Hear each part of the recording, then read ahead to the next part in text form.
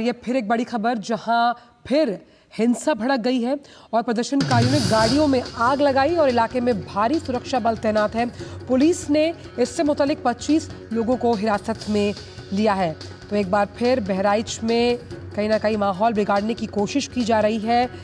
उपद्रवियों के हवाले से इलाके में भारी सुरक्षा बल तैनात है इस वक्त और यूपी के बहराइच में फिर से हिंसा भड़कती हुई।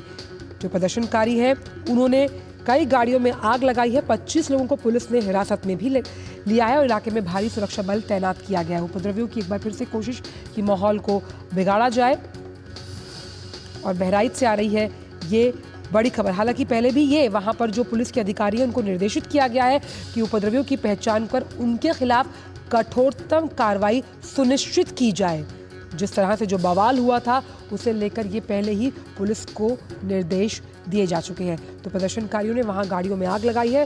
बहराइच का अगर हम जिक्र करें तो वहां उस पूरे इलाके में भारी सुरक्षा बल तैनात है।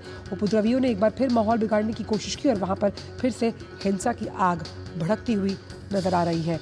और साफ तौर पर इन तस्वीरों के लिहाज से आप देख सकते हैं कि कैसे वहाँ पर पुलिस मुस्तैदी के साथ अपना काम कर रही है। लेकिन दुर्गा पूजा में विसर्जन जब वहाँ पर हो रहा था और इस बीच कैसे माहौल को बिगाड़ने की कोशिश वहाँ पर उपद्रवियों ने की, जिसके खिलाफ पुलिस ने सख्त कदम उठाए और सख्त कदम उठाने के उन्हें आदेश भी दिए गए और अधिकारियों को निर्देशित भी किया गया कि उपद्रवी जैसे ही पहचान में आए उनके खिलाफ कठोरतम कार्रवाई को सुनिश्चित किया जाए ताकि आगे जो त्योहारी सीज़न आ रहा है उसको लेकर माहौल ना बिगड़े। लेकिन फिलहाल अभी बहराइच में हिंसा की ताज़ा जो अपडेट सामने आई, जहां प्रदर्शनकारियों ने गाड़ियों में आग लगाई है और इस तरह से पब्लिक प्रॉपर्टी को नुकसान पहुंचाया है। अगर हम बात करें बहराइच की, और 25 लोगों को पुलिस ने हिरासत में भी लिया है। विकास सिंह हमारे साथ मौजूद हैं क्या फोन लाइन पर?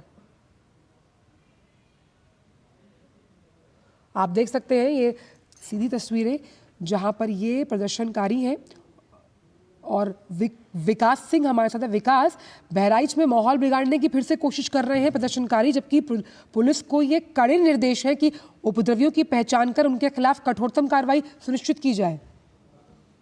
विकास, बिल्कुल, जब जिस शख्स को गोली लगी थी, जिसकी मौत हुई थी, उसके बाद उसका जब 100 घर ले जाया गया, वहां पर काफी ज्यादा संख्या में लोग एकत्रित हुए और उसके बाद ये जो घटनाएं हो रही हैं।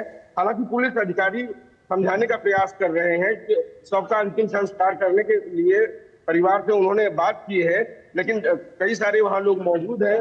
उनका कहना है कि पहले इस पर ठोस कार्रवाई होगी, तभी सबका अंतिम संस्कार किया जाएगा। तो लगातार इस बीच प्रशासन की बात चल रही है परिवारजनों से कि सबका अंतिम संस्कार किया जाए। इस बीच वहां पर तमाम सारे अन्य लोग भी पहुंच रहे हैं, कुछ नेता भी पहुंच रहे हैं वहां पर पीड़ित परिवार को समझाने के लिए। पुलिस अपनी कार्रवाई कर रही है। पुलिस बता रही है कि उसने कई टीमें लगाकर जो दोषी हैं इस घटना पर उनकी धरपकड़ के लिए टीमें रवाना कर दी है और जल्द से जल्द जो लोग इस घटना में शामिल हैं उनके खिलाफ सख्त से सख्त कार्रवाई की जाएगी। फिलहाल अभी मौके पर तनाव बना हुआ है, जिसको स्थिति से निपटने के लिए पुलिस ने वहां इससे पहले भी काफी ज्यादा पुलिस बल तैनात किया है, वहां पुलिस तैनात की गई है। हालांकि लोग काफी ज्यादा आक्रोशित हैं। इनका कहना है कि अगर पुलिस उस समय ठोस कार्रवाई की होती तो शायद घटना इतनी बड़ी ना होती, यही लोगों का आरोप है वहां पर।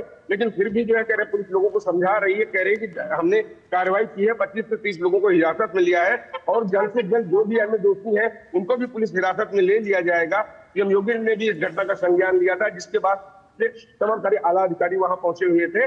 अब पुलिस ये समझाने का प्रयास कर रही है परिवारजनों को कि इस घटना के बाद अब जो मृतक व्यक्ति है उसका अंतिम संस्कार किया जा सके।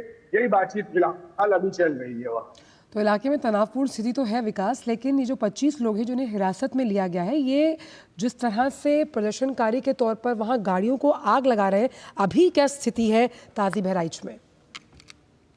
फिलहाल जैसा कि मैंने बताया कि पुलिस प्रशासन का यही उन लोगों से अपील है कि सबसे पहले उस व्यक्ति का जिस शख्स की मौत हो गई थी उस शख्स का अंतिम संस्कार किया जा सके। इसके लिए समझाने का प्रयास चल रहा है। जी। फिलहाल तमाम सारे आला अधिकारी वहां मौके पर मौजूद हैं और निश्चित रूप से कुछ ही देर में इस जी। बात के लिए राजी हो जाने पर उसका अंतिम संस्कार किया जाएगा।